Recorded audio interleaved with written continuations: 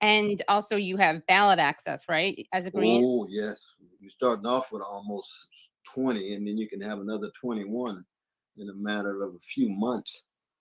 Whereas we were starting with, just one or two. So again, I want to extend my deep gratitude to the brothers and sisters in the People's Party. I mean, they're the ones who are the catalysts in this regard. They But lit the now spark. I'm off and running with very few distractions and keeping the focus where it belongs. Great. Were you ever considering running as a Democrat, kind of an outsider within the party? And if not, what were your considerations when you decided? No, I could not ever personally run for a candidate in the Democratic Party. I could support my dear brother Bernie, and I love that brother forever. But that's his choice. I would support, Nina and others in the Democratic Party. But no, that's like asking a jazz man to play in the military band. I got to bring my flat notes. I got to bring my freedom. I got to bring my improvisation. I need some swing in the band. And it's just not going to work for me to bring my saxophone and have to just play those militaristic chords over and over and over again. The Democratic Party is just too tight, dominated by the corporate wing. I don't think the progressive wing will ever be hegemonic. They're never going to be allowed to win. They're window dressing of a corporate party for the most part. And you and I know there's some decent people in the Democratic Party, and God bless them and be with them. But they're never going to be able to go too far. And we saw that with Brother Bernie. He was just treated so unjustly, so wrongly, and I just hated the fact that he was treated that way. He's just such a decent brother in so many ways. But he decides now, he's going with Biden. He's going with the Democratic Party. He's still got his heart in many ways tied to working class people. We love that about it. But we have deep disagreements in terms of. Welcome to a very special episode of the Nick and CJ Show on Revolutionary Blackout Network. I'm one of your hosts. I'm CJ. What's up, Nick? Hey, what's poppin', my friends, my family? This is a great day. Very exciting times. As I said before, this is an exciting time if you are a third party activist. If you are part of the professional managerial class and you want to sheepdog people into the Democratic Party, it's not an exciting time, right? But if you actually want to start a third party movement, now is a very exciting time. We have a very exciting guest. We had many great conversations with Dr. Cornel West, who's an amazing intellectual, educator, scholar, and now a candidate for president running for the nomination for the Green Party. It's always great to talk to you, my brother. Welcome to Revolutionary Blackout, our great friend, Dr. Cornel West. Well, I want to salute both of you brothers. You all are more than forces for good, forces for truth, forces for beauty. We always keep the element of the arts as part of our movement. Your forces for freedom, which is even more difficult because it's tremendous cost to bear. But Brother CJ and Brother Nick, and it was nice talking to your precious mother yesterday. Man, I got so fired up talking to her, hearing her wonderful voice. You made her night. I appreciate it for sure. But both of y'all made my day. Oh, you got a chance to talk to Mama Nick? You got a chance to talk to Mama Nick? Mama Nick, I'm telling you, she's a gem, she's a jewel, and I understand Nick even better now than I did before. That is awesome. Yeah, that's who I fight for, guys. Like that's I told you guys stories of my mom struggling with medical debt. That's why I fight against Big Pharma and the corrupt Democratic Party that renders so many people into medical debt. Like our family, this is what we fight for. This is what we organize for. That's why your words that you share with her, we can keep it private among ourselves, but she definitely appreciated. And this is exciting because I heard you ask our sister Savvy Sabs asked you a few times. Well, I think she asked you. I think the first time she interviewed you, if you ever run for president, and you said no quite a few times. So I got to ask you, like, we in a very crazy time. We talk about this on RBN right now. The geopolitical situation that we're in right now, with the fall of U.S. hegemony, we are witnessing crazy times. We got two extreme right-wing parties that are implementing a fascist police state. right That's now. right. So why do you choose right now to run for president, Dr. Cornel West? Yeah, it's a wonderful question, though, brother. I've said you would find me in the crack house before you find me in the White House, because the White House has more corruption. It's tied to war crimes. War crime is endemic to the White House, especially tied to the militarism abroad, but also the militarism indigenous to the country, with indigenous peoples and slavery and Jim Crow and police murder and so forth. But I just felt that the decay and the decline of the American empire was proceeding so quickly that it was important to allow the greatest tradition, not just in America, but the greatest tradition in the modern world, which is the Black freedom struggle, which is rooted in an artistic creativity and a spiritual fortitude and a moral courage that has astounded the world. The very fact that Black people still exist is an overwhelming spiritual achievement, given the levels of hatred and terror and trauma that's been coming at us for 400 years. And so the question becomes, as a small wave in that great ocean, and that's what I am. I'm just one small voice in this magnificent tradition of a great people at our best. How do we intervene to keep alive the best of what has been honed out by those who came before, in light of the empirical decay and the imperial decadence in which we live, especially for our children? To see it so they can see it, they can hear it, they can feel it. And when I looked at the presidential candidates, it was just a joke. You know what I mean? Yeah. It's just a joke. It's like, going to the Apollo and all you got is country music artists. You say, wait. we need some motherfucking Al Green up in here. Just let Al come in by himself. Willie Mitchell can stay home. We need a voice up in there that's going to try to tell the truth, that's going to be real, that's going to pursue justice, and is going to be mindful of the love that has been poured into us by our mamas and our daddies and our grandmamas and our granddaddies. And mine's tied to the West Family and Shiloh Baptist Church. It could be the mosque, it could be the temple, it could be the club, it could be the baseball team, it could be the nightclub. We have experienced forms of love, not solely Black love, but primarily Black love in the shaping of us, and that's inside of us. And we've got to pour that into the younger generation the way others poured it into us. And what does love do? More than anything else, love breaks the back of fear. And one of the major problems always, of not just Black people, but of oppressed people, is that we walk around scared and intimidated all the time.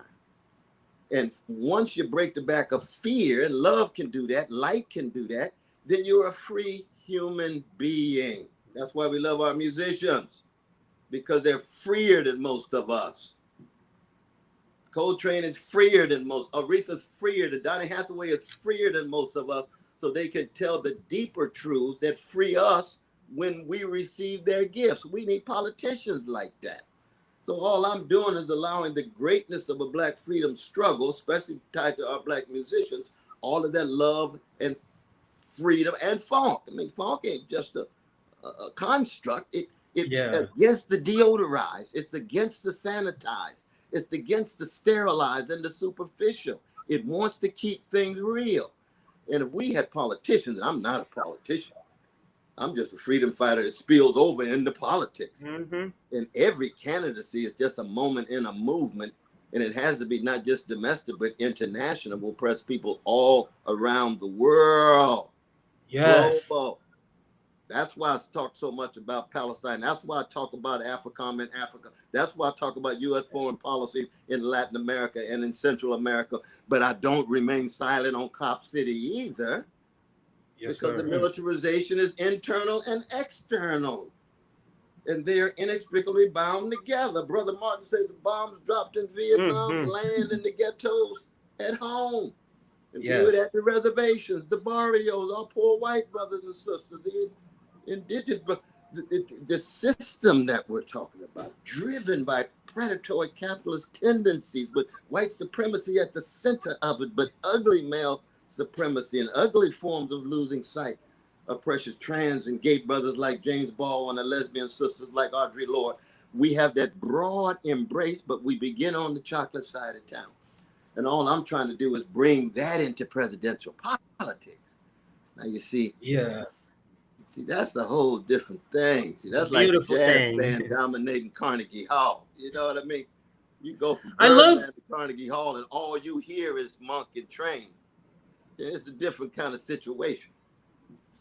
Dr. West, I love how you intertwine music with what you in the way that you speak. I'm a product of that. Yeah, I may be younger, but I'm a product of Coltrane because my dad was an older dad. He had me at 53. So all I was hearing is Coltrane. I know Coltrane back and forth. I know all of that. So I'm not sure when people are hearing you speak about the jazz tradition, they really understand exactly what you're trying to convey. So I just want to make sure people understand it's an essence. It wasn't people it wasn't I'm black on this day, I'm a farmer on this day, and then I go to church on it was all one package. So I'm a jazz musician, but I'm here as a freedom fighter, and I'm working through my music, through my talent, to bring about liberation, to bring about change. And that is sort of what I'm hearing as you speak to that. Am I wrong? What I'm hearing, how you're saying that? Am I wrong with that? Brother, you got a jump started life from your parents with having you listen to Coltrane when you were growing up. So I'll tell you that. Ooh, Lord. You listen to some After the Rain with Roy Haynes on the drums. Elvis in jail at the moment. And yet he coming out strong as ever. What are we talking about? We're not talking about just entertainment. We talk about something that is integral to the Black freedom struggle. Right. Jazz is about first blues. Blues is about catastrophe. Catastrophe lyrically expressed. Strange Fruit is about a catastrophe. But it's also honestly confronted and artistically transfigured so that it doesn't have the last word. Too often in our politics, in our analysis, we look at white supremacy or capitalism and act as if they problems. They're not problems, they catastrophes visited upon precious people. And if you miss that first move, you're already going to have a deodorized discourse. You're fearful of the funk. The funk is about the truth. And the truth is, we've been dealing with a catastrophe for 400 years on a variety of different levels: psychic, social, economic, political. So the musicians remind us, begin with catastrophe. Leaders, scholars, literary critics, and so forth. And then the question is, how did Black people come to fortify themselves in the face of this catastrophe? All of this hatred, keep dishing out love warriors and teaching folk how to love and need a love and be loved and love supreme and so forth. How did Black people confront this overwhelming terror and not form a Black version of the KKK, but produce Harriet Tubman and Martin King instead, or Frederick Douglass? We want freedom for everybody, beginning on the chocolate side of town. How did Black people deal with trauma and end up producing wounded healers like Ella Fitzgerald or like Chaka Khan? That's tremendous moral and spiritual achievement. So what does that mean in politics? You start off with mass incarceration tied to Cop City. You start off with massive poverty. 40% of our precious children still living in poverty, the richest nation in the history of the world. That's catastrophe. That's morally obscene. You start off with precious Black Palestinian babies, 551 of them killed between July 8th and August 26, 2014 in 50 days. That's massive catastrophe, crimes against humanity. We raise our voices, just like the musicians. We raise our voices. And then what's the second element of jazz? Swing. Don't mean a thing. We ain't got that swing. What is that? That's not just music. That's a conception of time that always authorizes a different future. If you remain in the mainstream conception of time, you run into a dead end. You become hopeless. You become helpless. You feel there's no way out. But Black folk come in with a conception of time that musically is off the notes, round the notes, on top of the notes, smashing the notes, whatever it is.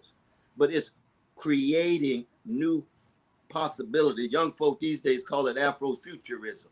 Some use of the imagination and competency to make sure you don't get locked in. You always have a freedom of mind. I mean, the Commodores called it Zoom.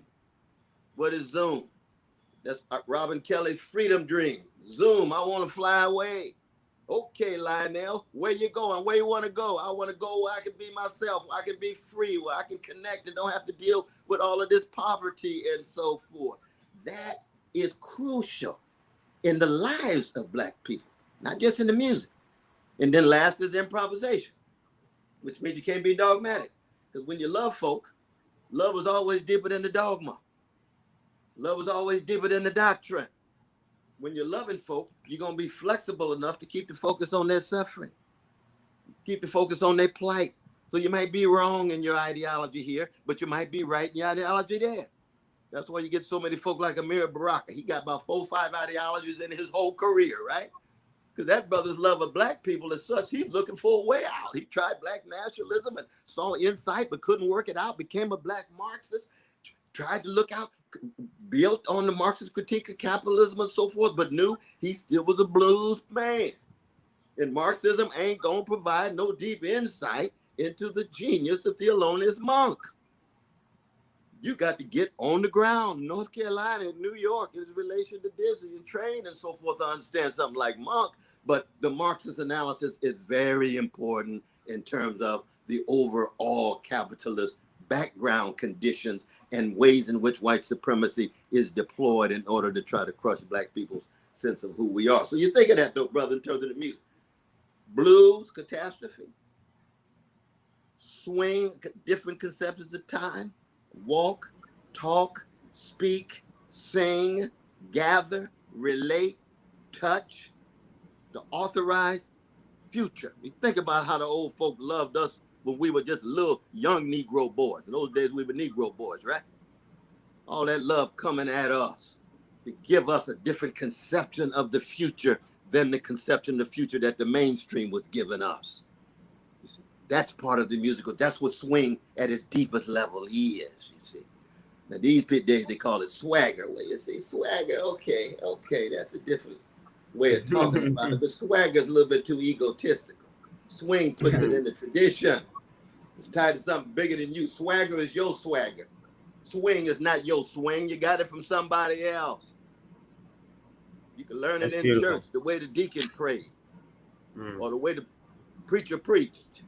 They always had a swing in it. They had a different conception of time in it that allowed us to leave the church with a sense of hope and possibility precisely at the moment when it looked like we had none at all. That's what it means to make a way out of no way. That's what they were talking about in many ways. How you gonna make a way out of no way? That's the great tradition that we're looking forward to. Now, what happens when that tradition spills over into presidential politics?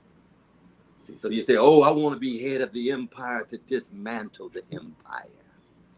I don't want to even move to the White House, as I told my precious wife, until everybody has a house.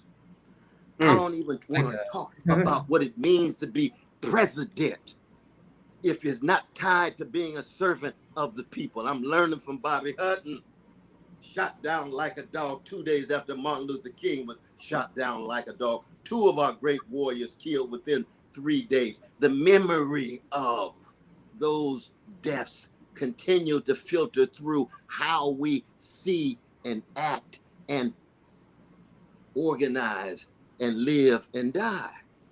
That's a different thing, man. That's a different thing.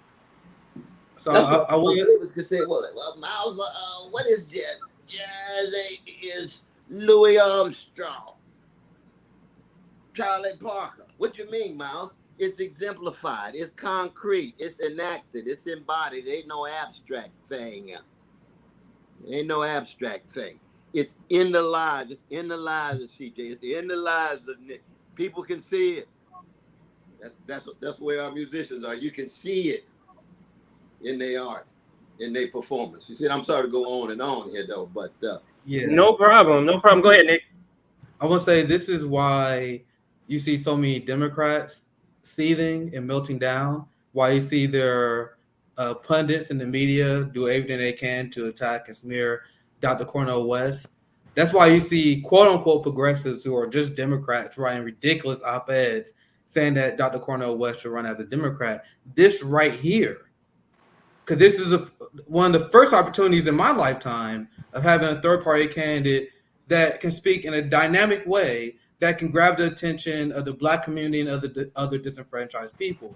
Now, don't get me started on Howie Hawkins, but Jill Stein was amazing too, and they did a massive media blackout on Jill Stein where she hit 7% at one point because she was so effective at destroying the neoliberal regime. But with that said, Jill Stein is far from a public name, far from a household name. She did not have the ability to break the media blackout. She's just not that popular, right? And once again, don't get us started on Howie Hawkins, who was horrible, right? So now our theory was to have a third-party candidate that can speak in a way that's dynamic, that also have the good policies that can attract people who do not vote for both parties. And this is the starting point of what a third-party movement is supposed to be. And I am glad that you lean towards foreign policy because you joke that all the candidates are trash, and I cannot emphasize that enough. Because thus far, you are the only candidate running that is not a hardcore Zionist. The only one. And you cannot resist Zionism when running in the Democratic Party. So I'm gonna ask you this question: what will your response be? Because we not even give legitimacy to none of these ridiculous liberal arguments. What will your argument be to people that say you should run as a Democrat? What would you say to people that say, "Oh man, I like Dr. Cornel West. I like his policies, the important stuff, but I'd rather you run as a Democrat where they don't support your policies." So what would your response directly to people like Ben Burgess and the progressives like Ro Khanna and Bernie Sanders who say that you should run as a Democrat? Yeah, I just tell them that the Democratic Party has a rock at the core of it, and the corporate wing protects it, and the progressive wing is a kind of window dressing every 2 and 4 years to try to bring people in. But if you look closely at the policies and the priorities of the Democratic Party, it has been tied to Wall Street, it's been tied to Pentagon, it's been tied precisely to the things that Brother Martin told us to fight, which is put a stress on poverty. They have hardly little at all. I give Brother Biden credit. Child poverty cut in half with the relief bill. Very important. The bill expires, child poverty goes right back again. Lets me know they have no commitment. Same would be true with militarism. Militarism always already increased. In fact, they even vote more than Biden asked for. So that's the kind of rot that sits at the center of it. We haven't even got to surveillance yet. We haven't even got to the fossil fuel industry. And, you can make deals with, what's the brother's name in West Virginia, always standing in the way? Joe Manchin, the rotating villain, Joe Manchin. Exactly. So you can make a deal with him for the pipeline going through working people's spaces, contributing to ecological collapse. But when it comes to voting rights, the Black folk who put Biden in, especially the Black sisters who put him in, you don't want to touch the filibuster because you don't want to antagonize him. You can't make a deal when it comes to voting rights of Black folk, but you can make a deal when it comes to his pipeline. That's if that doesn't expose the priorities of a bankrupt Democratic Party, what else does? And we still haven't got to the fact that those precious brothers and sisters on the West Bank, do you think they ever conceived of the Democratic Party being any different than Republican Party when they dealing with the bombs of the Israeli Defense Forces? No. And the same would be true for other victims of U.S. foreign policy in Latin America and Africa, the AFRICOM expansion and so forth. So that it's a question really of trying to tell the truth. Now, of course, I approach this as a revolutionary Christian. And so I speak in a number of different Jewish contexts and synagogues. Rabbi Abraham Joshua Heschel means very, very much to me, as does Susanna, his marvelous daughter. And I just tell them that if there was a Palestinian domination and occupation of Jews, then the movement of BDS on behalf of Jews who are occupied and dominated would be massive, and the leaders would receive moral prizes. But you flip it over with the Israeli occupation and domination of Palestinians, and those of us who support BDS, we get smeared as being anti-Semitic. And I say, y'all just hypocrites. I can see hypocrisy when I know it. I was born at night, but not last night. Please, don't insult me. I say that right to the Jewish brothers and sisters. Don't insult me. If you all are catching hell, I'm in solidarity with you. It's not solely because you're Jewish. You're human beings. And if you do something to Palestinians, I'm going to be just as intensely in solidarity with them as if you were the victims, not just because they're Palestinians, they're human beings. That's what we learn in Shiloh Baptist Church. That's what we learn from the Black Panther Party. That's what we learn from Martin and Fannie Lou Hamer, Ella Baker. They have an authority so much greater than your little Machiavellian politics. And you think I'm going to be scared to say it? Who you think raised me? Do you know who Irene B. West and Clifton West is? At that point, they just say,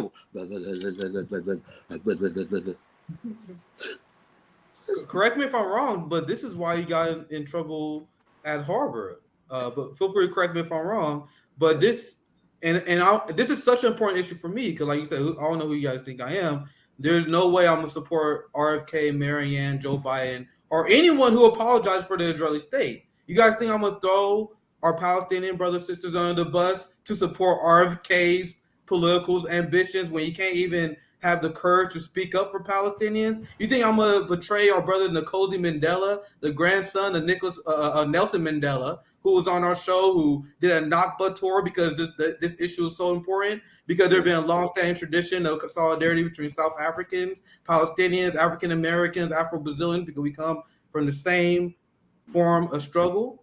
So my question is, and CJ, I'll pass you to the next question, but this is my follow-up, because I want to ask you this. I asked Marianne this question. I think this is a crucial thing for new leaders to get correct, because we speak about Palestine, correct? You have new leaders like Maxwell Frost, who are quote-unquote progressives, who sold Palestinians out. He infiltrated Palestinian movements, promised them that they can support BDS, and soon as he became a Democrat, he sold them out to the Israeli lobby. You have people like Jamal Bowman, who immediately when he was elected, sold out his constituents to the Israeli lobby. And so there's this weakness on the Bernie Sanders left to capitulate to imperialism, empire, and the Democratic Party. So I'm gonna ask you this question. What have you learned from the failure? Because I am a working class person who worked on the Bernie Sanders campaign. We donated on the Bernie Sanders campaign. We gave our labor to the Bernie Sanders campaign, only for them to be imperialists who support the Ukraine war, who are weak on Israel. So there are people who are not going to be invested in electoral politics because of the failure of Bernie Sanders, whether that hurts to say or not. So what did you personally learn from the failures of Bernie Sanders, his failure to get anything from the left, and his complete capitulation to the Democratic Party? Do you learn anything from that? And what were your look at that precious little one. Look at that precious little one right there. What's her name? What's her name? Little CJ. No, her name is Kaylani. She's named after a Hawaiian name. Her name is Kaylani. Yeah, she's home. We got that little precious because that's who we fighting for too. That is absolutely who I'm fighting for. Sorry, Nick. The little precious ones and the daddies and uncles. No, but one is that I do draw a distinction between those who are simply cowardly, opportunistic, and unprincipled, which is to say they actually believe one thing and they do something else because of money, because of status. They want to be included within the elite circles of the Democratic Party. But when you steal away with them at night over cognac, they got a different view. You say, hey, this Keith Sweat moment, something just ain't right. You just scared. You know what's right. That's scared. Now, when I sit down with Brother Bernie, we used to have magnificent arguments over BDS and so forth, because he just argued, in fact, that they ought to have access to academic X and cultural Ys and what have you. But he also got in trouble with the lobby because he took his stand based on what he really believed. And so I just felt that he was wrong in terms of not going farther. So that there's a difference between folk who are really thoroughly convinced and they base their actions on their belief, and those who have different beliefs but act differently because they're afraid and they're just opportunists and hypocritical.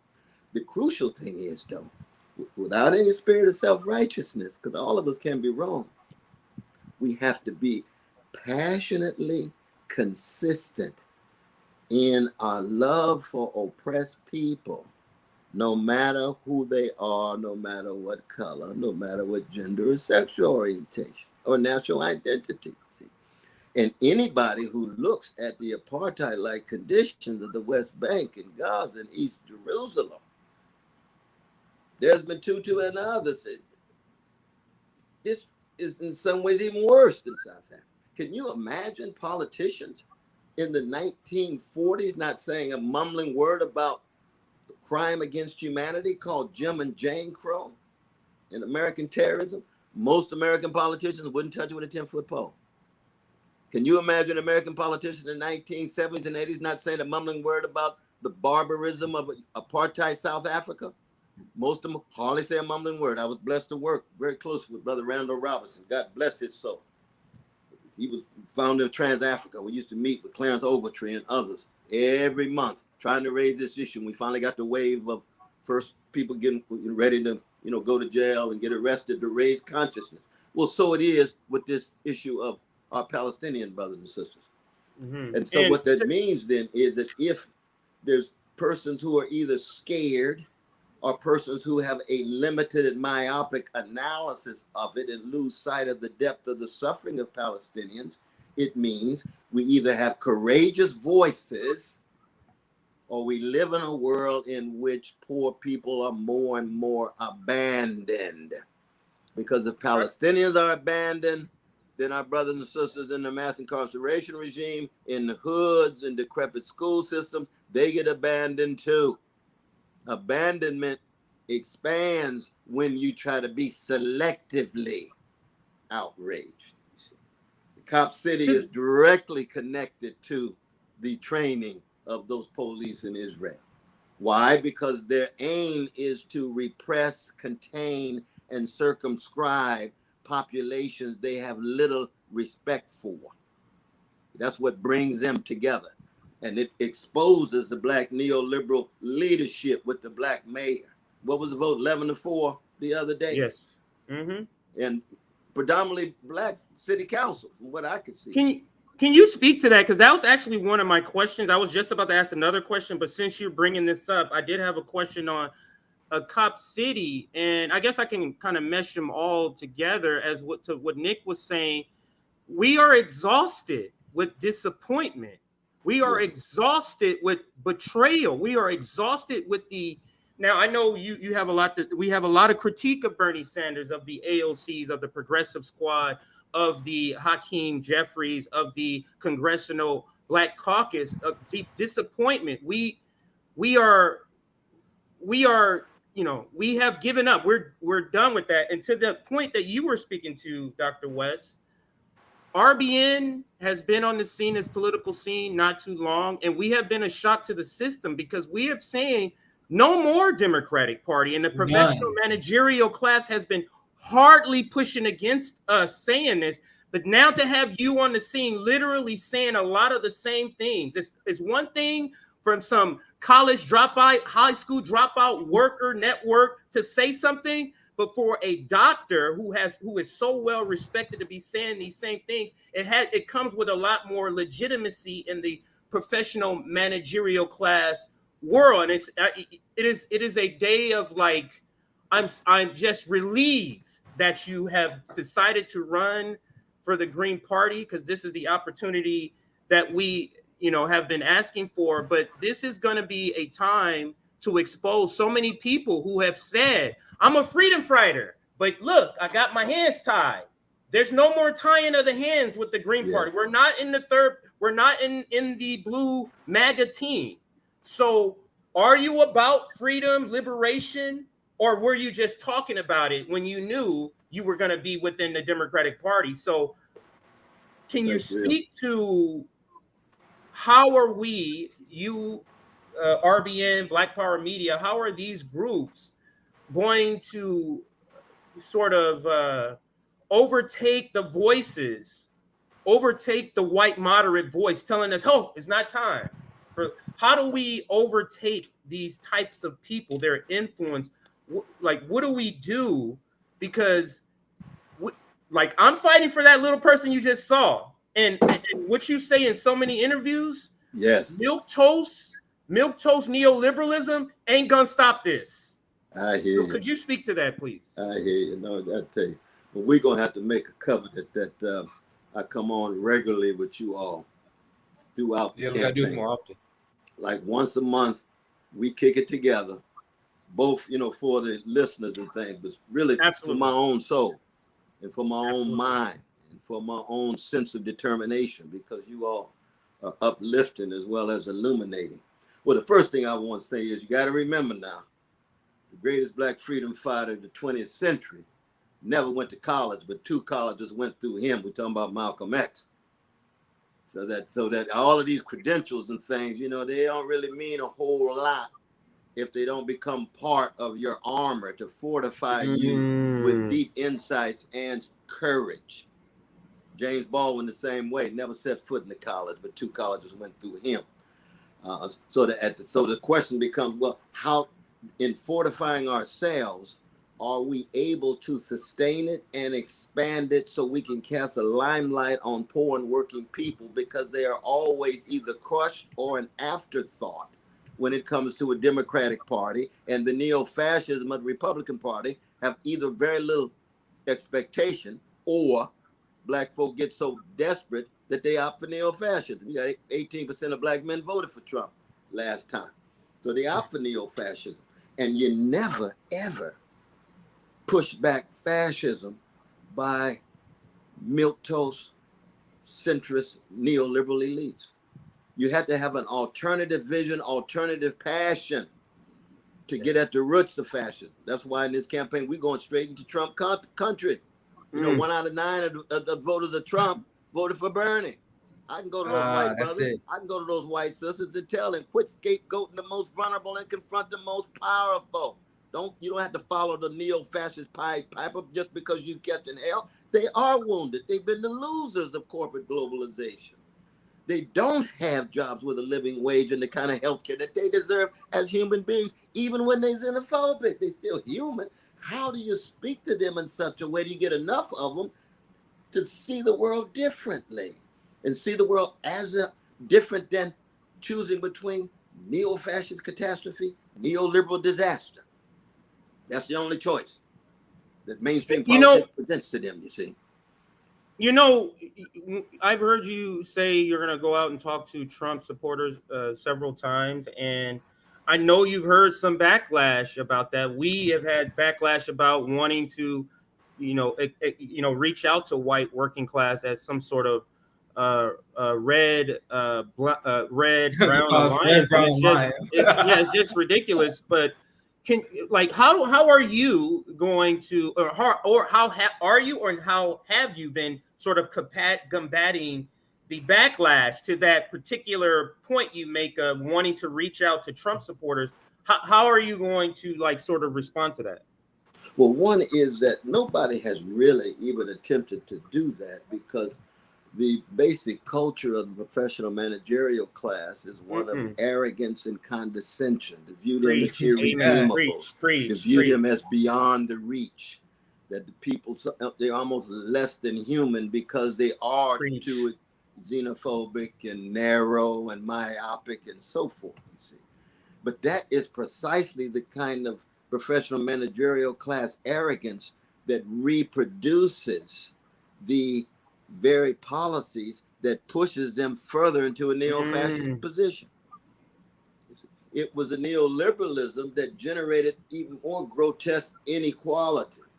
And with DEI, with diversity, equity, and inclusion, it made the class hierarchy more colorful, so that Black progress was just a matter of representation of Black middle class folk at the top as a measure of Black progress, rather than alleviating the suffering of Black poor and working people as the progress.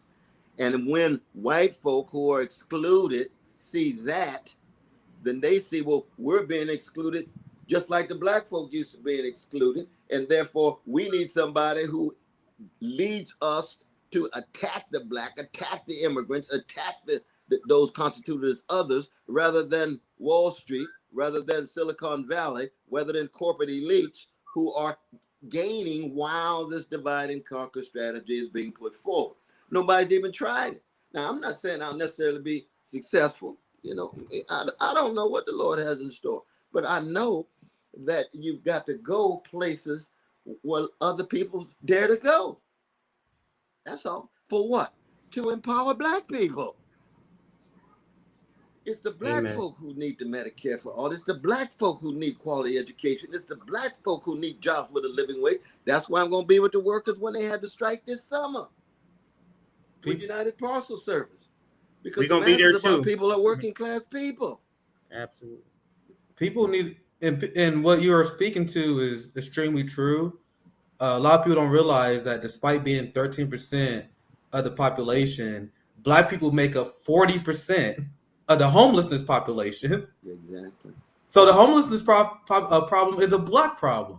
You want to know what demographic has the highest amount of medical debt? Like my parents. Yes, yes. Black people, by far. And it's like not even a close second. It's like Black people way ahead. And but these are also issues that the poor white working class struggle with. Medical debt, for example, homelessness. We struggle with it more. So what we argue is if you uplift the Black working class, everyone would benefit. Absolutely. Everyone would be benefit. We benefit. We suffer the most from the ills of capitalism in our society, but everyone struggles with that, and that's why we have the radical politics that we have. And with that said, we can discuss, we can talk all day, and we're definitely going to have an open door policy, because the policy discussion that we all have coming up here, we can have for literally an hour each.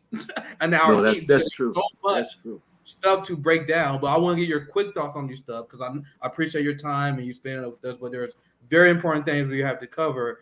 The first thing, and obviously my crowd is extremely radical. We have the post-duopoly left. That's our community. We're not Democrats. We're not Republican. A common criticism I hear of you from people from my community is the fact that you vote for Joe Biden. I don't know if you remember one of our first conversations that we had, but I was telling you, I was like, man, I think you saying that Joe Biden is not fascist. Joe Biden is a fascist, just like Donald Trump. So Joe Biden he's funding ICE more than Donald Trump. He sent COVID relief money to the police, funding the police more than Donald Trump ever did. Funding the genocidal apartheid regime of Israel more than Donald Trump ever did. Funding the military industrial complex more than Donald Trump ever did. Expanding the Willow Project. Expanding offshore drilling. So this is the conversation I want people to understand. Democrats are no better than Republicans. So I want you to respond to people who have that criticism of you, because you told people who vote for Joe Biden in 2020, and now you're running as a third-party candidate. One of the reasons why Howie was so horrible, because Howie was a third-party candidate, telling people that Democrats are better than Republicans. Why are you running? Why not run as a Democrat then? I truly don't believe that. But this is why I'm a third-party activist. So you want to respond to that criticism, and do you learn anything after telling people to vote for Biden? You can take that on. Yeah, I mean, the thing is, I'm a 70-year-old Black brother in the white supremacist world, and I've been wrestling with desperation for so long when I look at the suffering of Black people. And so I try to be improvisational enough to say, well, I want to tell the truth no matter which way I go. So I supported Obama. I said, I'm going to support you. As soon as you win, I'm going to be your major critic. But my hunch is you at Wall Street, you're a militarist. You're going to expand the surveillance state and so forth. But you were better than the Republic. And at the same time, ended up supporting the Green Party candidates. So after. So that I've been in and out. So people can say, well, this brother, he's kind of inconstant. He supports some Democrats, and then he'll support the third party back and forth. And I can understand that criticism. I was convinced at that time that the fascism that was coming was going to be so overwhelming that we had to push back Trump. And so I couldn't stand the folk who were supporting Biden and not acknowledging that he had supported crimes against humanity in terms of being an architect of mass incarceration. I would say it at every speech. I would talk about invasion and occupation of Iraq, which is a crime against humanity. I would talk about bailing out Wall Street. There's so many different things that you all have been so powerful about to point out the what you call the neo-fascist side of Biden in that way. But I'm just convinced at this moment, you just can't you got to be anti-fascist. I mean, there's just no doubt about that. When you're anti-fascist, you end up with a coalition of a whole lot of people you disagree with. I mean, that's part of what the politics is. But I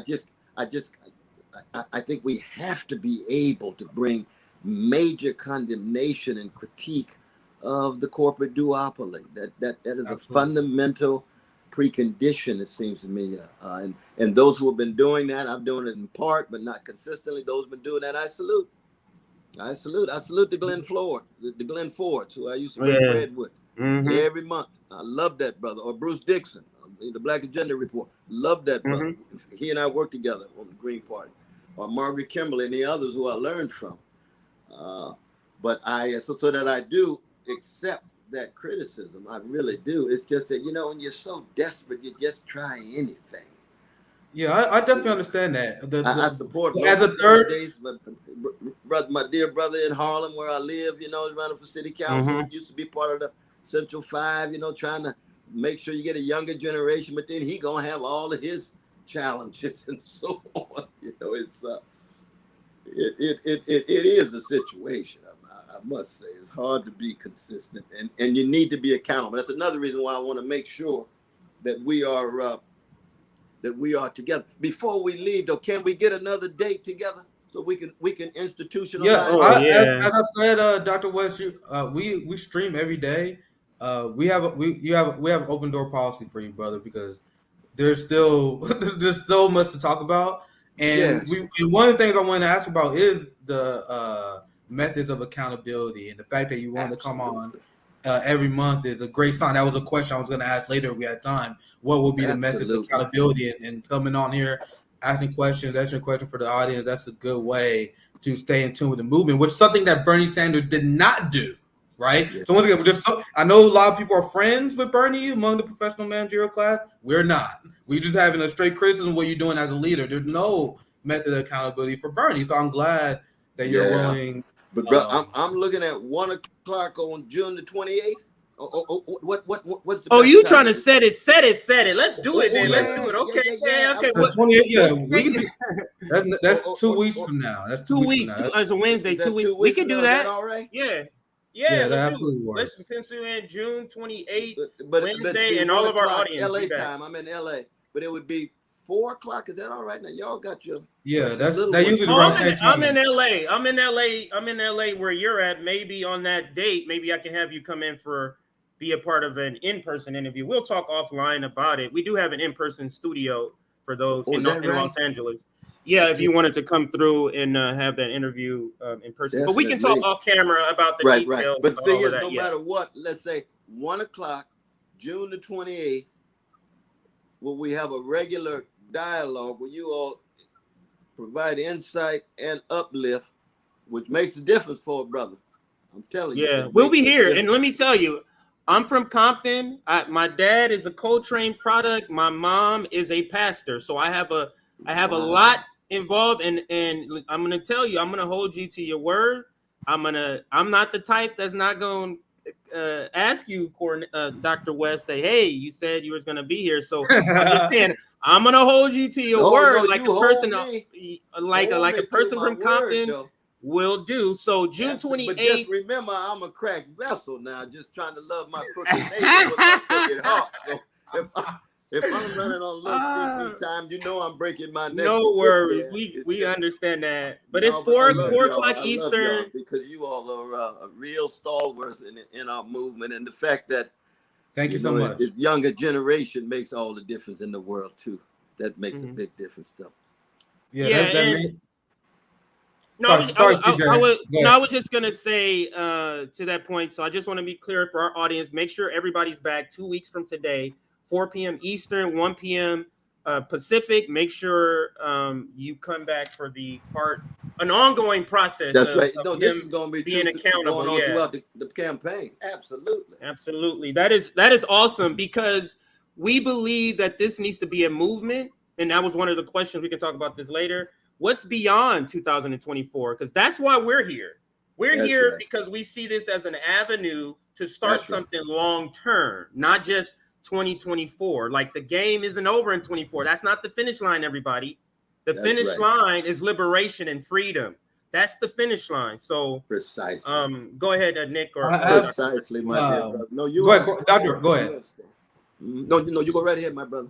Yeah, I know we probably run short time. I want to ask one more question if we have time. Once again, since it's good that you're going to be back, because many of these issues going to take much longer than one question to hammer through. Right. That's right. I'm going to continue to chip away at the lesser two evils thing, because, and trust me, I want people to understand. I know the Republicans are scary as hell. I definitely understand that. I definitely understand the Republicans are scary. Josh Hawley is my senator. I know it. So I know what the Republican Party is. But I also know what the Democrats are. The explosion of homelessness, the expansion of the police state is being driven by black mayors, by Democrats. So the Republicans are annoying. Yes, they are very malicious in their rhetoric, but neo-fascism, fascism, Republican, Democrat, same people are being affected. But anyway, I'm gonna move on just because we got so much. We have so much to discuss. I'm gonna talk about Ukraine. This is another issue that the Bernie Sanders left has greatly failed and greatly disappointed, to the point where we created a nickname. We call them the NATO left. I mean, you have people who are braver than our politicians, like AMLO in Mexico calling out the NATO war. You have Lula calling out the NATO war. So you have left leaders all over the world outside of the European Green Party military industrial complex that's willing out to call this war. You have South Africa and African countries calling out this war because of the devastation of the global working class. You have the doomsday clock that is closer to midnight than it's ever been because of the U.S. funneling and escalating conflict with Russia and a nuclear power. So I want to ask you, what were your first task be in terms of the Ukraine war? What's your position on NATO? And will you pursue peace in Ukraine? What are your general take on what the direction of the United States should take on this issue? And this is our final question, Dr. Yeah, this is our last question. Right, exactly. I know I got to think it forward with brothers in Oakland, but they can wait just a little bit. But you see, when you're in the process of dismantling an empire, you have to go about it by disbanding the instrumentalities of that empire. NATO has been a major instrument of U.S. imperial power. And when Gorbachev and others were promised that NATO would not move 1 inch when the Soviet Union was going under, excuse me, and a few years later, 14 former countries, excuse me, of the former Soviet Union are part of NATO, with missiles pointed toward Russia. And Russia is a wounded empire. America is the biggest empire in the history of the world. You see, if there were missiles in Mexico and California, America would blow them to smithereens the same day they were pointed. That's how empires behave. Now, Putin is a gangster. There's no doubt about that. The White House has its gangsters too. But empires behave like empires. They blow things to smithereen when there's a threat to their borders. So there was a major provocation of the expansion of NATO, which is an instrument of U.S. imperial power. And so the first thing you do if you're head of the empire is you got to tell the people the truth. You got to quit telling these lies about somehow this is only about Putin, the gangster, invading. The invasion is criminal. I'm in deep solidarity with the suffering of Ukrainian brothers and sisters. I'm in solidarity with the suffering of anybody. But they're suffering in part because of the proxy character of the clash between two empires. One's wounded with nuclear arms, shrinking economy, and the other's the most powerful empire in the history of the world, but it is undergoing deep decay and decline. And when it comes to invasion and occupation, the U.S. empire has absolutely no moral authority whatsoever, given the history of invasion and occupation of other nations, be they democratic or whatever. The United States does that anytime it wants, anytime, anywhere in the world. Going all the way back to indigenous peoples, going all the way back to the Mexican War, going all the way back to Spanish-American War, going all the way back to Panama, Grenada. We can go on and on and on. Guatemala, Iran, so forth and so on. So you got to tell people the truth.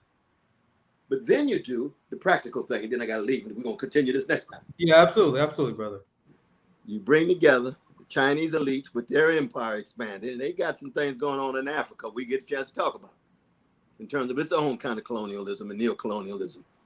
Bring together the Chinese, bring together the Turks, bring together Ukraine, bring together the Russians, and then America comes and said, look, we are pulling back on the military support. And one of the conditions is that we are going to have a ceasefire. We're going to stop this war. We're going to stop the overwhelming suffering of Ukrainian people. And we're going to try to come up with some kind of diplomatic process. That's the first step to stop the road toward nuclear holocaust, because that's where we're headed. That's where we're headed. When Biden says, I'm drawing the line, I'm not going to give this kind of military support. 2 weeks later, they cross that line. I'm drawing another line. I'm not going to give this. 2 weeks later, they change again. He goes on and on and on and on. And we've seen that over and over again. Yeah. And so I think we have to just tell the people, love the people enough to tell them the truth. I mean, it's basic. I learned that in vacation Bible school. Yeah, that's the important part, because love the people enough to tell them the truth. And the condition of truth is always what?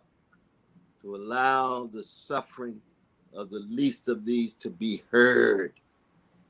There is no truth if the least of these are rendered invisible. There is no truth of oppressed people and their suffering. Suffering is rendered invisible.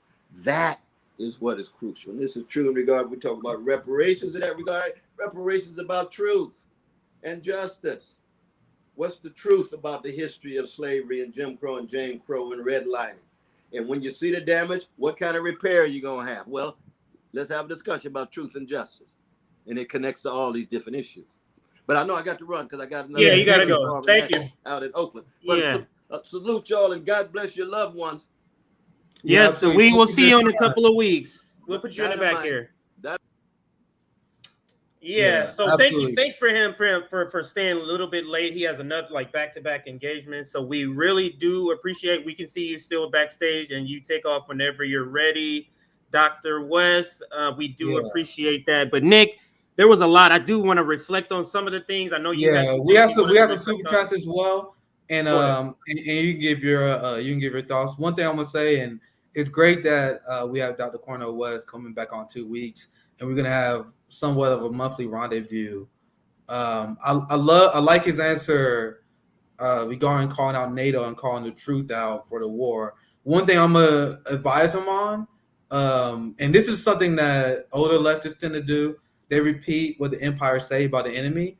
I don't think that serves our cause. Once again, I think Cornel West's answer overall is great.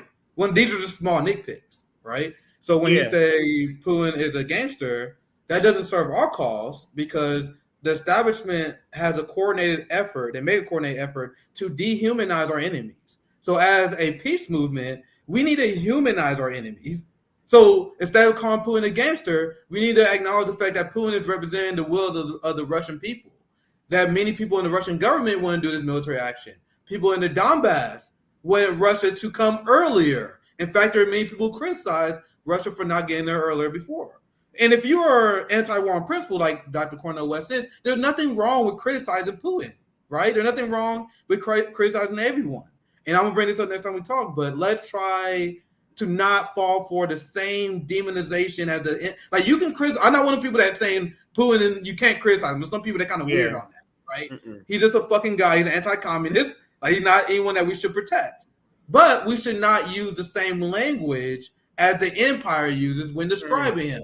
Putin is just a guy who is representing the will of the Russian people, hence why he is supported around 75 to 80% by the Russian people. So then if you don't dehumanize Putin, then you start asking serious questions. Why do the Russian people support this war?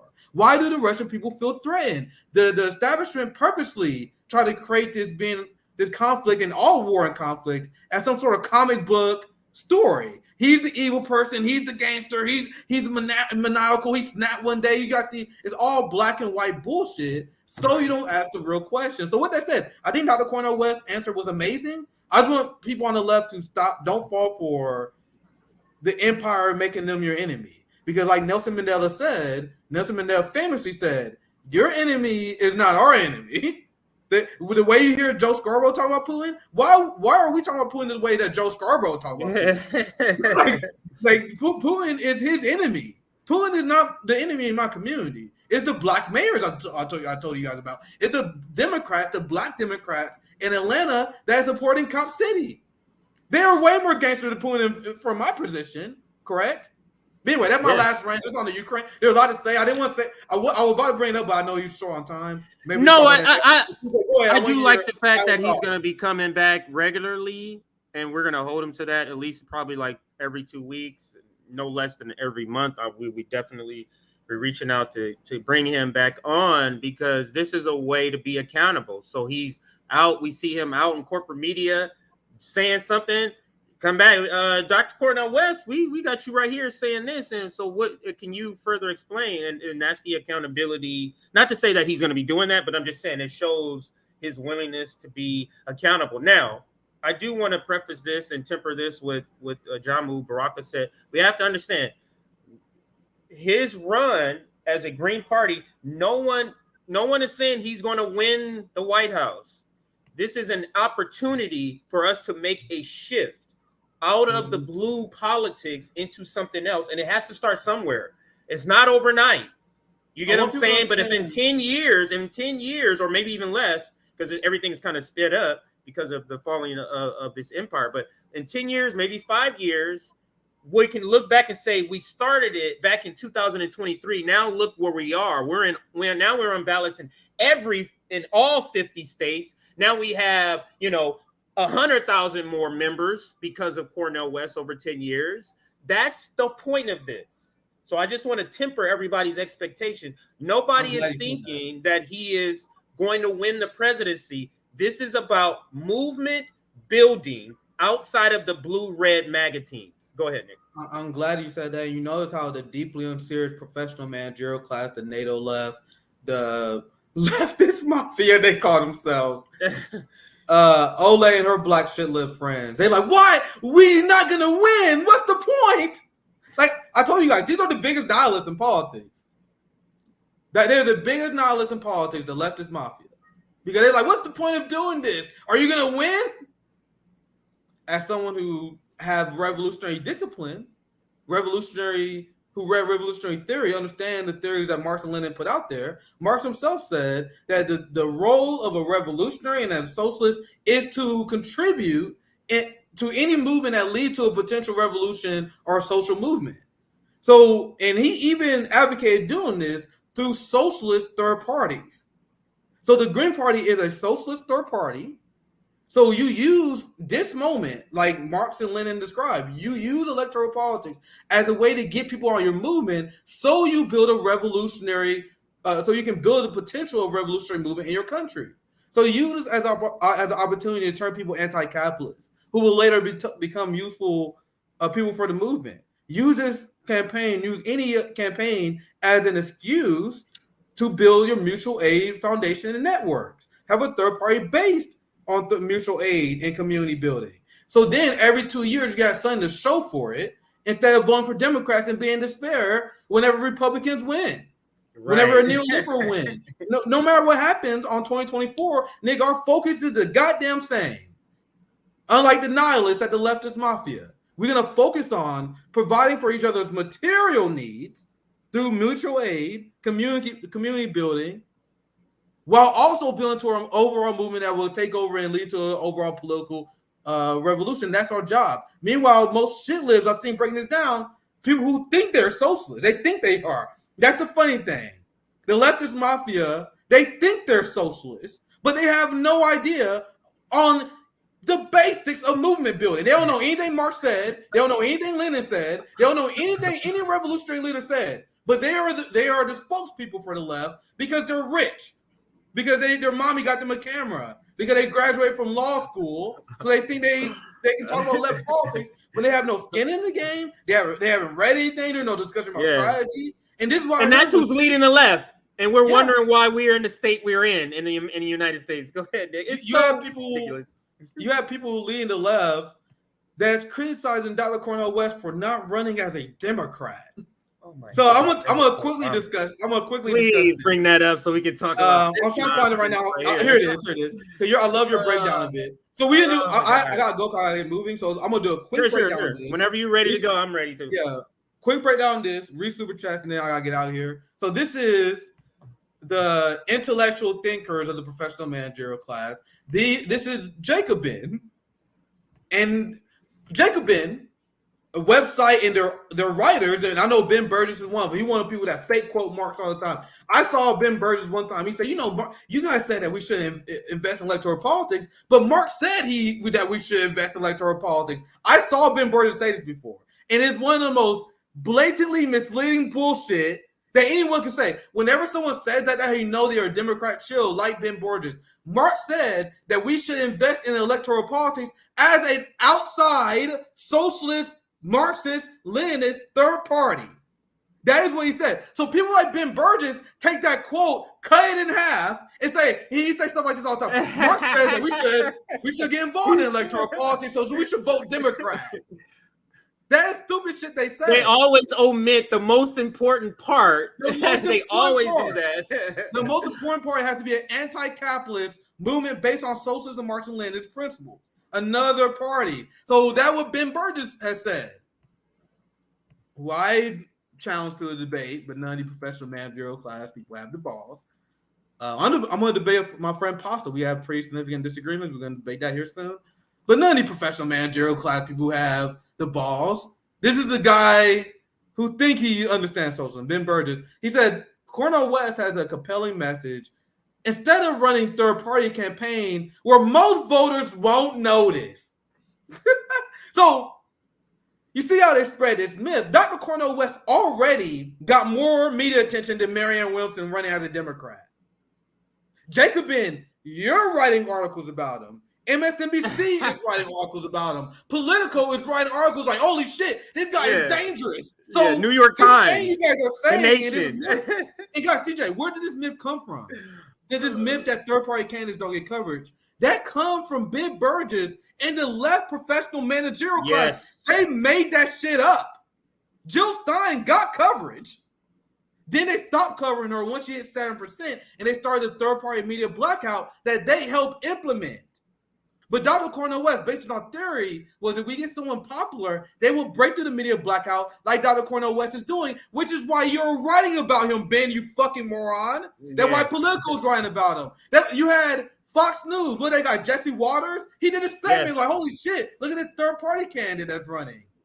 So you already spread it starting on a false premise. And you spread this false premise because you want people to run as Democrat because you are a Democrat. He said he should grab the spotlight by challenging Joe Biden for the Democratic nomination. So did Marianne Williamson grab the spotlight? Is the spotlight shining on Marianne Williamson right now, Ben Burgess? You know Marianne Williamson ran as a Democrat. Where's her CNN town hall, Ben? You got to see how there's when it comes to Ben Burgess and these people who get high-paying writing jobs at the Jacobin, there is zero critical thinking. Zero critical thinking skills. Zero analysis, zero material analysis. The people that write at Jacobin and Ben Burgess are the dumb left. Anna Kasparian, Ben Burgess, and his faction of the fake left, but just for simplicity, we call them the left. They are the dumb left that is meant to cultivate a dumb working class that had no idea what the fuck they're doing. No movement building discussion here. Olayemi on her trash channel and Leftist Mafia, she had a channel of black shit lives on, and they're like, what's the point of Dr. Cornel West running? and at no point during Olayemi's and their shit live conversation did they mention a black agenda.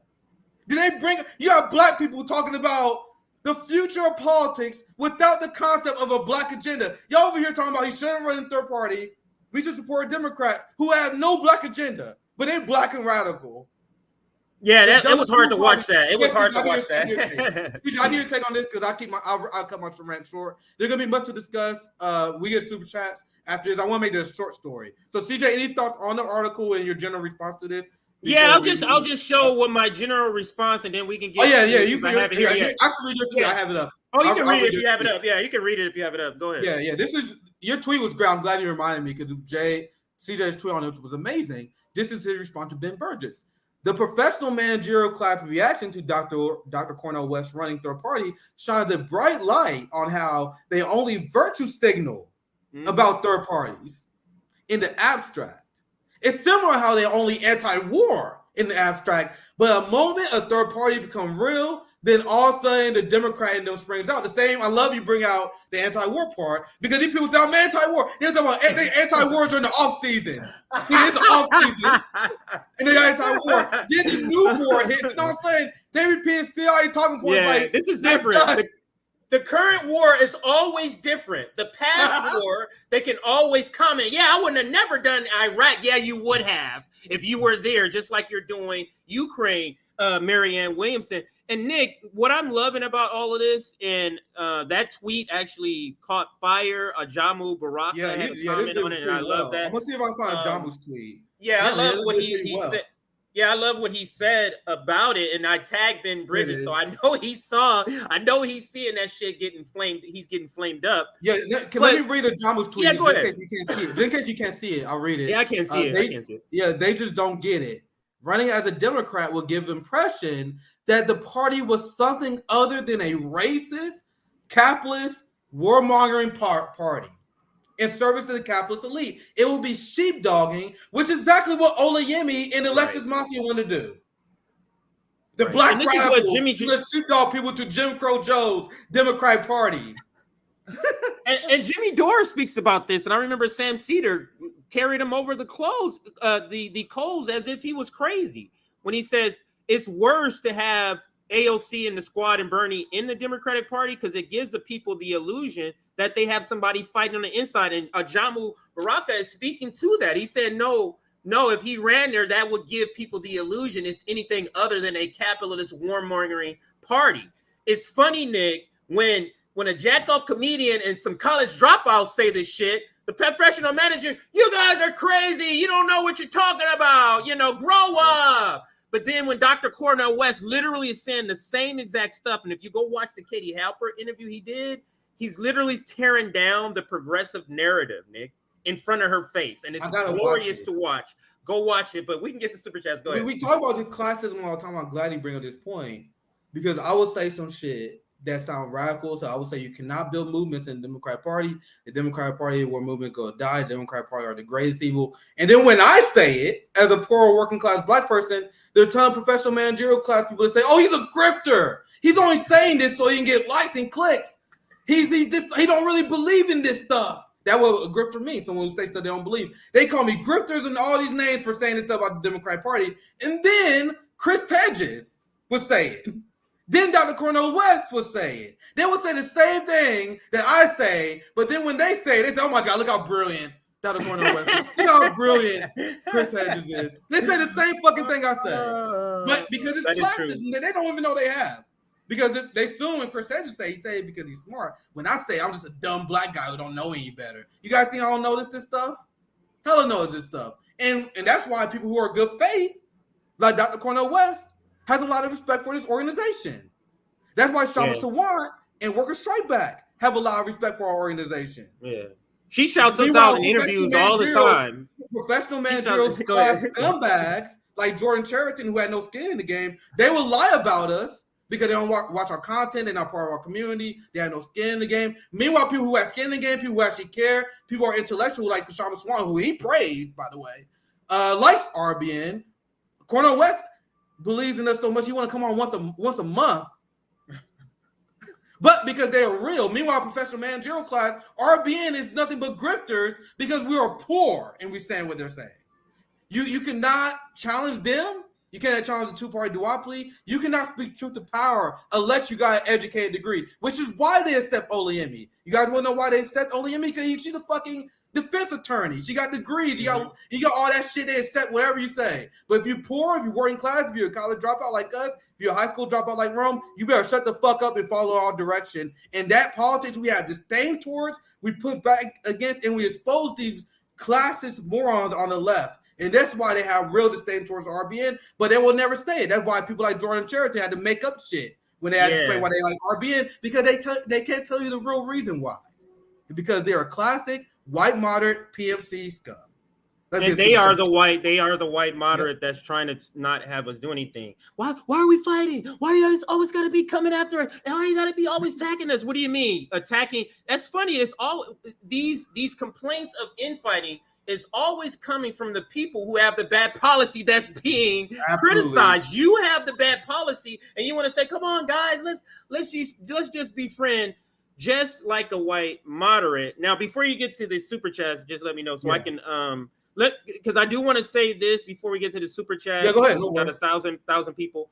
Make sure you join our Substack. I say this every time. We're gonna have Dr. Cornel West coming here to be accountable on a monthly basis, if not every other 2 weeks. So you want to be on that train. You want to be on the RBN train. Join our Substack. The other thing I want to shout out is this here. If you think we just here jawing, we're not. We're actually in the streets helping. So if you can contribute or if you can help, we have an outreach this Saturday on Skid Row. Food and clothes giveaway. We've raised about $800. All of that is going to buy food and clothes. So if you can contribute more money, there's the Cash App, there's the Venmo. But if you want to help, we need bodies on the ground. You can email us at outreach@revblack.com, or this might be an easier email to remember if you don't have anything to write down. Here's this one, info@revblack.com. Either one, reach out. Hey, I want to help Skid Row. We need bodies, people carrying the food, people holding the clothes, setting up tables. If you got a table, if you can video record, all of that, reach out to us. We're not just about talking, Nick. And we're gonna be starting all of our chapters doing our first events in June and July. Yours will be in July. Sabby's will be in June. The RBN library. Stop investing in blue-red politics. Invest in your community. Invest in RBN, who's doing community work. Invest in those campaigns that's working outside of the duopoly. That's what I wanted to say before the super chats. Go ahead and go ahead.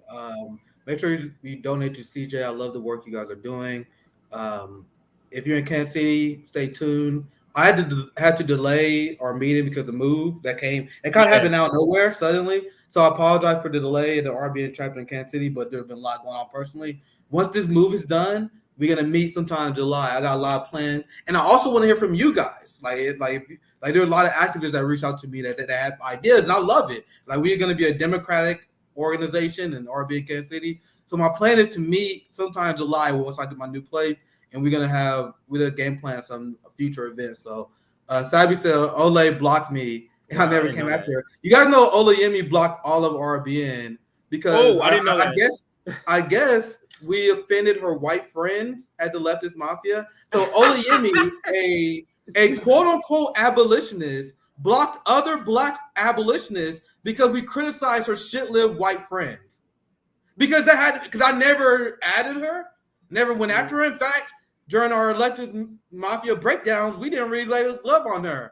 It's her fucking steady moderate friends.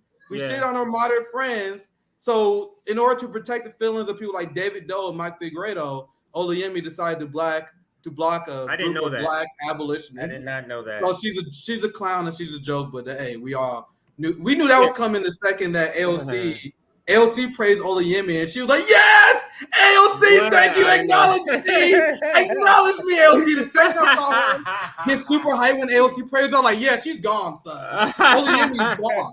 And that was is she gone, or was she only good on the police state? What other stuff was she good on? She said she don't care about Ukraine. She don't care about Julian Assange. I saw so many things after we interviewed her. I'm like, holy shit, dude. She tricked us. We got on that one issue of police, and she's not serious about it because she's running around with Democrats. She's running around with TYT, who's literally who's fucking pro-cop. So she's a fraud. And if you guys are curious, ask her why she blocked us, because we actually kind of curious. It makes no sense. The only conclusion I can come to that she blocked us because we criticize her white friends. Which, hey, what we said, we told you guys many times before, many of these black lawyers and black PMCs, they were class loyal first, and they were down with the community and down with the hood second. She saw what RBN saying, and she's like, that shit's scary, nigga. That might fuck my money up. I'm trying to get AOC to quote to me again, nigga. I want AOC and fucking Assange to like my post. I can't be around them niggas in RBN. So anyway, I thought she had to be called out for that bullshit. Anyway, thank you for the $2, Christian. Dr. West and RBN got me high. We got quite a few super chats. So let's see how fast we get to them. CJ, I may pass to you if you don't mind. Yeah. If you need me I to got a read hard some, I can exit do at that. 3:30. I got a hard exit at 3:30, but how much I can do with me? Super Yeah, chats you can right read there. some, and then when 3:30 hit, I'll take over and finish out reading them. But I'm gonna go to the All right. restroom until 3:30. Yeah, sounds good. Sounds good. Yeah, man, this is very exciting, man. I'm very hyped that Dr. Cornel West is gonna come on again. I saw, yeah, CJ looking mad sharp. CJ looking mad sharp. I would have dressed nicer, but I got moved. I just threw this shirt on right before I went live. Thank you for the $5, Robert Escobar show. Does he really want to be president? What's the ask? Make sure she has a policy website. We only had an hour. I'm glad he's coming back on because I really want to ask more about policy. I was about to ask about Israel-Palestine, but he already got into that quite a bit. The Ukraine discussion is going to need multiple layers, which is why I'm glad he decided to come back on again. I just want to get his first statement on NATO Ukraine, and then we can always discuss more because there's people on the left, especially who have PMC friends, they're part of the accepted PMC left, that's scared to talk about this issue. But look at how Lula and AMLO and other people who are not even as far left as we are, they have the balls to talk about it, but they're not influenced by the pressures of American bourgeoisie culture. So big shout out to Sage, a new member on YouTube. Becoming a member is also a great way to support us. Make sure you guys support the Patreon below. We split Patreon with Aaron and all the labor. So if you want to support A1 labor-wise, we want to make sure we pay A1 fair labor value. So if you like our thumbnail, we paying Aaron through our Patreon, through our GoFundMe, through our Venmo. That's the only way we can do it. We don't come for money. We don't got giant financiers. So if you guys like that, like the thumbnails and all that stuff, support the Patreon. Does he expect to win the presidency, or is a campaign? Is this campaign an organizing tool for the future? We shouldn't create false hope in elections. I think CJ nailed on that, and we're going to be talking about more about strategy and movement building as Dr. West continue to come on. Thanks for the $2, Christian Ruiz. Amen, Dr. West.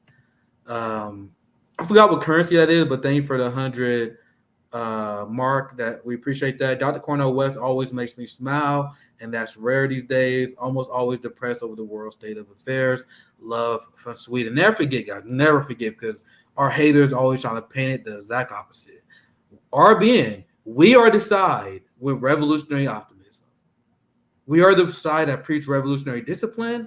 We are not the doom and gloom, weak motherfuckers like you see on TYT, the leftist mafia. People are like, whoa, it's me, oh my God, DeSantis is coming. What are we going to do with DeSantis is here? What are we going to do with Josh Hawley? What are we going to do with this? No, we're not doing that shit, son. These are fucking elections don't matter. We work no matter what happens. No matter what fucking happens in these theaters. Whether Donald Trump is arrested, whether Donald Trump is not arrested. Does not matter to our movement. We are the RBN left are the biggest political optimists, revolutionary optimists. The people who deny third party, the people who deny the power of mutual aid and organizing, they are the nihilists because they believe that things are so bad that even organizing won't help. What's the point of organizing? What's the point of going third party? We're all fucked anyway. That's the premise of their political discourse. What's the point of asking for a black agenda? The Democrats not going to give it to us. We might well vote for Joe Biden. Leftist Just mafia. I can take over now if you gotta take off. Are you just going top to bottom so I know where you're at? Top to bottom. Just top to bottom. Okay. From search. Yeah, okay. I see this. Thank you guys. This week gonna be pretty light. CJ gonna hold down the fort, I am sure. So I have some moving and finalization to get done. It's gonna be a long week. So I don't have anything planned this week. I may drop by this weekend though. We see.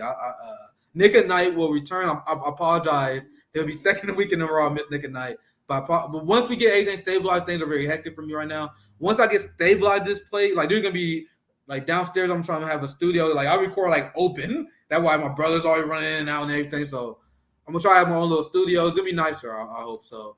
I'll see you guys maybe this weekend. Next time you see me, it's gonna be a new background. So be excited for that. Hold on, CJ. Have a good one. All right, Nick. I shall see you, sir. And we will continue. I'm gonna end with this video, so I'll put it up here. But let's continue reading the super chats, and I think that's Search Yang. $10 super sticker. Thank you for that. Biden 71, always showing us some love over all of our channels in our network. Savvy is part of the RBN network. JB's channel is part of the RBN network. Then we got the Revolutionary Blackout Long Beach channel. All of that is part of the RBN network, just on different channels. So here's the next one. Skeptical Manus, please do not be hypnotized by his vague preaching. We need simple, direct policy questions with clear answers. He will talk in circles if you let him. That's his style of talking, if that's what you're referring to, because there was a lot of questions we didn't get to. And that's why we're so happy that he said, hey, I'll come back. Because I think he knows that too. Because literally maybe half the questions I was not even able to get to, and I'll just kind of talk about some of the questions. Of course, I wanted to find out if he's going to endorse Joe Biden, even though he said it in the interview, but I want to get it, in ironclad. I wanted to talk to him about, is there any affiliation that he's going to have with any of the Democratic Party, like people like Working Families Party, because that's just the Democratic Shield. That was another question. I wanted to find out who's officially working on his campaign in an official capacity. I know he hasn't built out his team all the way, but that was another question we didn't get to. Has he spoken to Ajamu and Jill Stein? That was another question. How can you as president fundamentally change NATO? That's probably going to be a long-winded question. He says he's an abolitionist. He wants to abolish many things. So I wanted him to give a list of the things that he wants to abolish. I know he wants to abolish mass incarceration. So that was something I actually heard. I wanted to talk to him about that. So here's another one. Dr. West campaigned at top of his lungs for Nina Turner months after forced the vote. West is a sellout. Okay. I don't have any comment on that because it wouldn't be nice. I don't have a nice response to that. And I'm trying to keep it nice today. West has called Putin a gangster in interviews, really disrespectful in my opinion, and counterproductive to peace. Would love to hear West push on that. And then Nick brought that up. I have less of a pushback on this. I don't particularly care what a person describes Putin as. I don't particularly care whatsoever, but Nick does have a more forceful response to that, and I think he spoke to that already. Nick did, that is.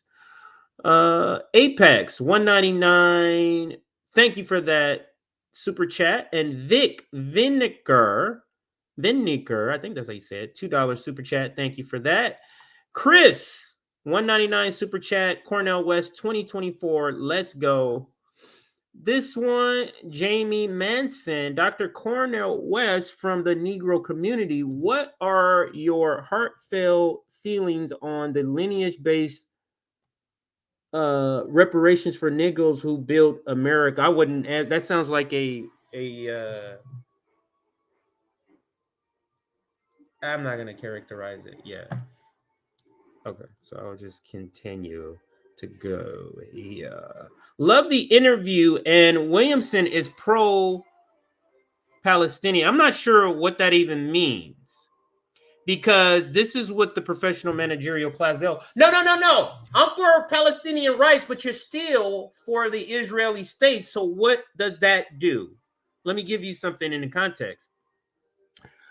Williamson is pro-abolition of slavery. Let's say this is 1843. She's pro the abolition of slavery, but she keeps voting for slave owning bills.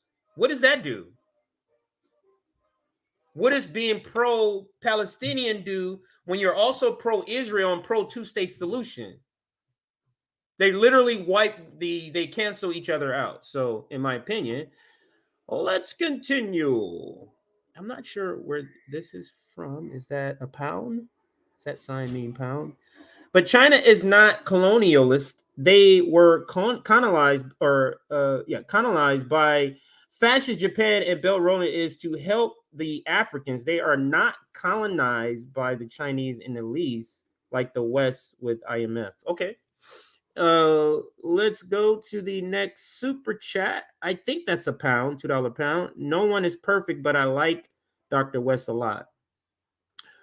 Next one, Jamie Manson, new member to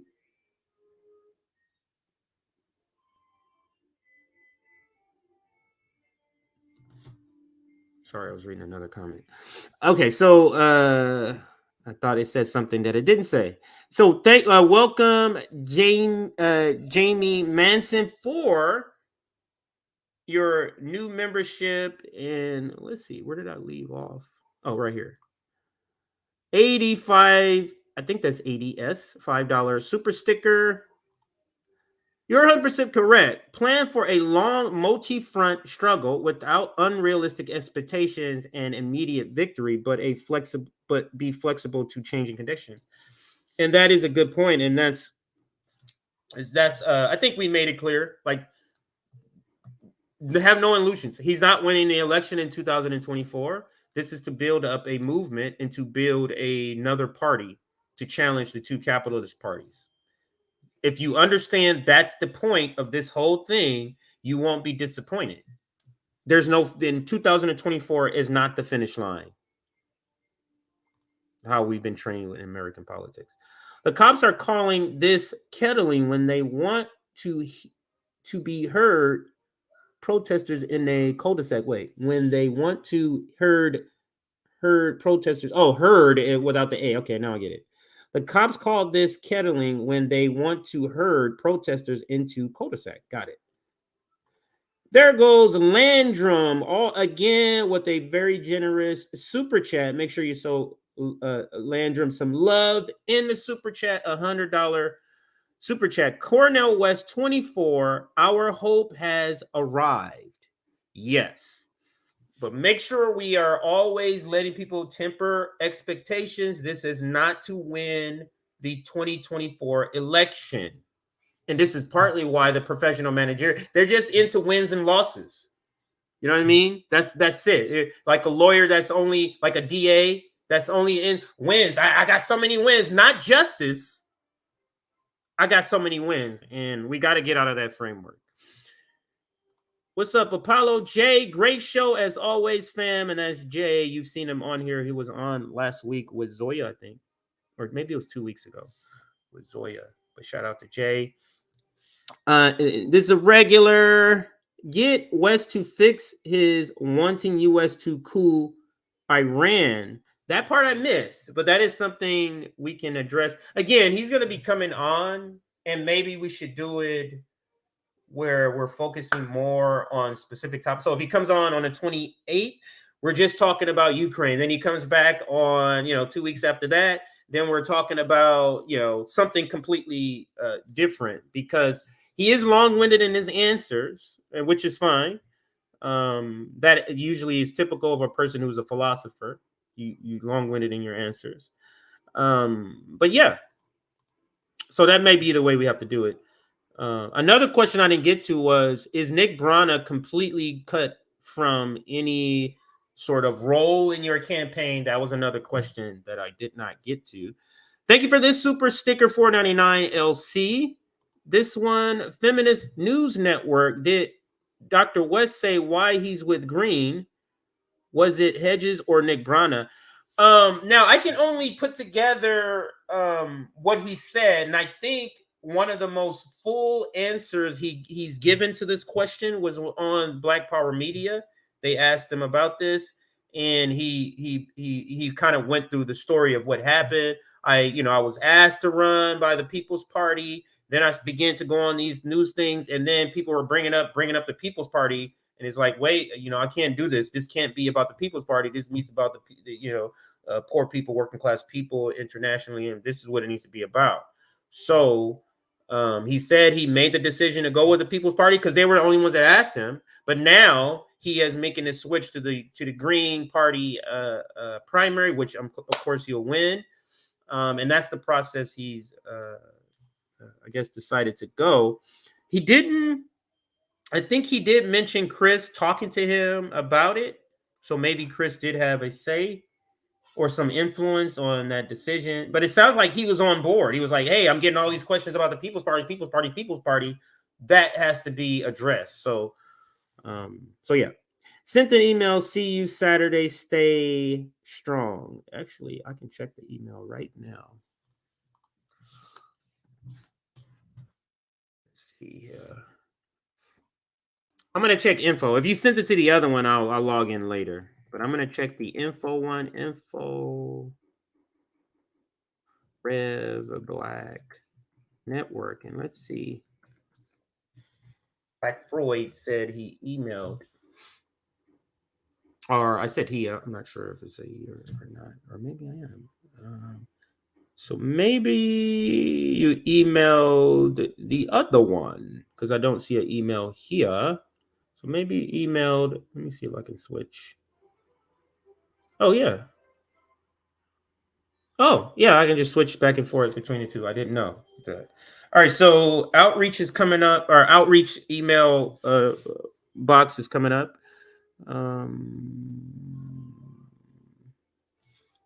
Is it? This looks like the same one. So yeah, I will have to log out and log because it looks like I clicked to switch, but it looks like it's the same one. Oh, actually, let me check it on my phone. Let me see if I got anything.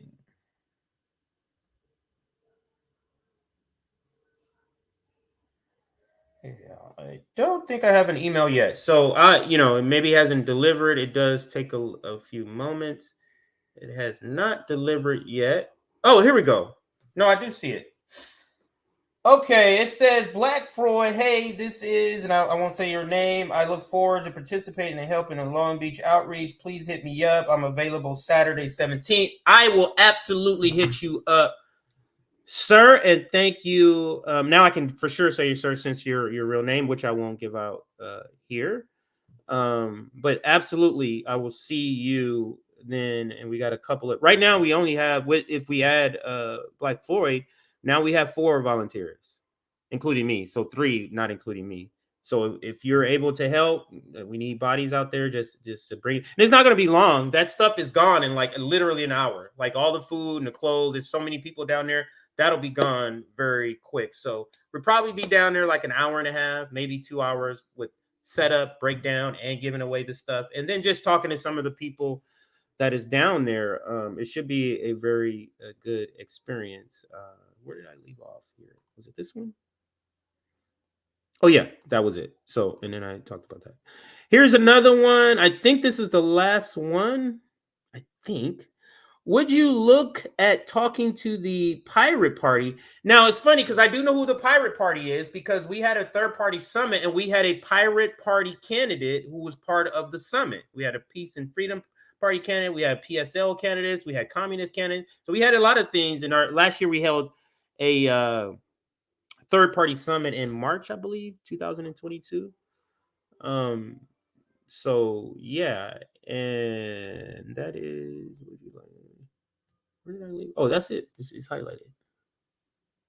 Supporting ranked choice voting and new direct democracy applications to bypass. We absolutely support things like ballot initiatives. That's what they're called in California. It's hard to get on a ballot unless you have a lot of money, but ballot initiatives. Now, I do want to go back to one. Jamin.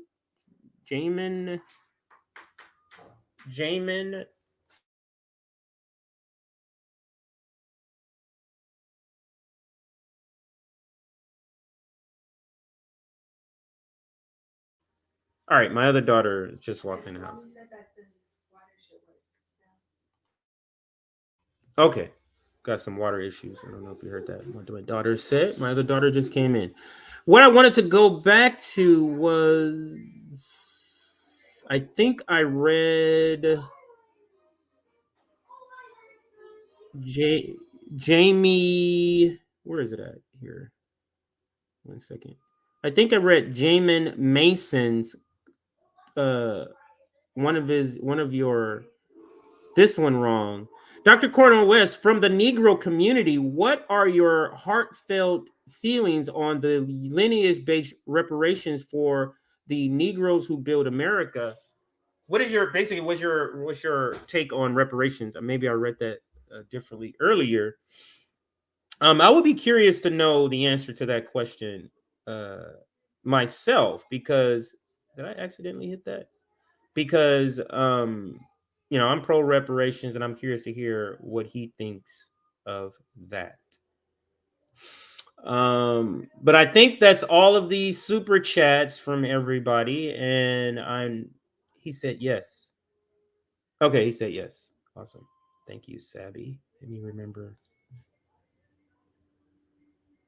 Okay, I remember the question. Dr. Cornel West, this is from Zoya. Okay, that's what. Now I understand, Sabby. Not my bad. Now I understand. So now that I'm reading Sabby's tweets, and I'm sorry, Sabby, Eric, and Zoya's together, now I get. So Cornel West is for reparations, is what Sabby is saying. He said yes. Read the we already know Green Party's platform does include reparations, and then we have Zoya here saying Dr. West supports reparation.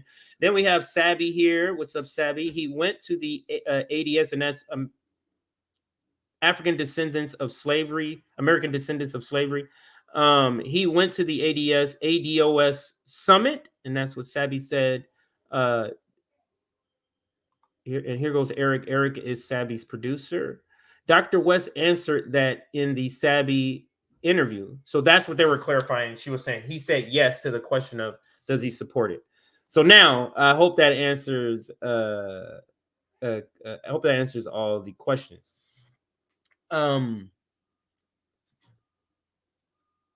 Let's now play this last little clip. Now, this was originally we were going to play this clip that is a bunch of different interviews that Cornel West does and is meshed together in a 5-minute clip.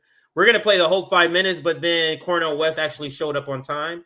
We thought he was going to show up late because he showed up a little bit late to the Black Power Media interview, which was right before ours. So we thought he's probably going to give him the same time. So came up with this clip. Wasn't able to play the full clip in the beginning, so I'll play it here at the end. Once again, thank you all of you for watching, and hit that like button on your way out. Let's play this full clip once again from the beginning. And also you have ballot access, right? As a Green? Oh, yes. You're starting off with almost 20, and then you can have another 21 in a matter of a few months. Whereas we were starting with, just 1 or 2. So again, I want to extend my deep gratitude to the brothers and sisters in the People's Party. I mean, they're the ones who are the catalysts in this regard. Right. But now I'm off and running with very few distractions and keeping the focus where it belongs. Great.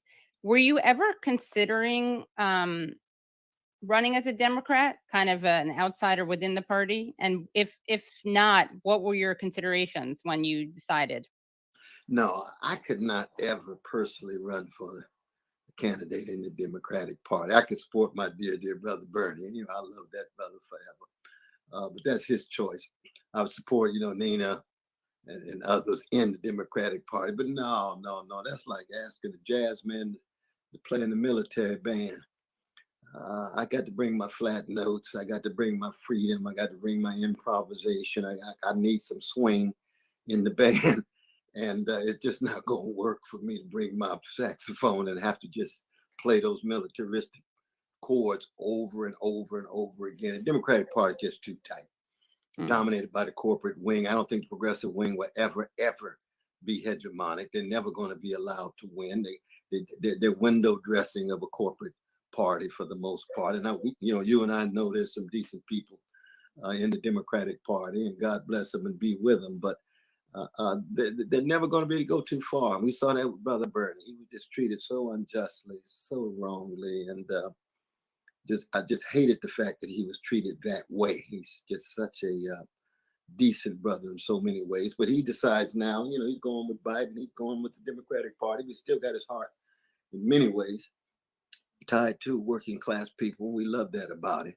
But we have deep disagreements in terms of the capacity now of the two-party system to actually speak to the needs of poor and working people, let alone the militarism the Democratic Party is tied to with the various adventurous activities abroad. I mean, look at that debt ceiling agreement. Isn't that something? Pull Right, which back was from hailed the poor and hailed as a expand victory. military. Right. Exactly. You can make a deal with Manchin for the pipes with ecological collapse taking place, working class and poor communities being devastated, and yet you can't make a deal with him on the filibuster to make sure voting rights are reinforced for Black voters and others. I mean, it just shows that Brother Joe Biden, you know, he's just so tied to the corporate power. He's just so tied to the wealthy elites that it's an afterthought when it comes to poor and working people. Dr. Cornel West, you have a very important announcement. We are honored that you've chosen our platform to make this announcement. Please tell us why you are here talking to us today.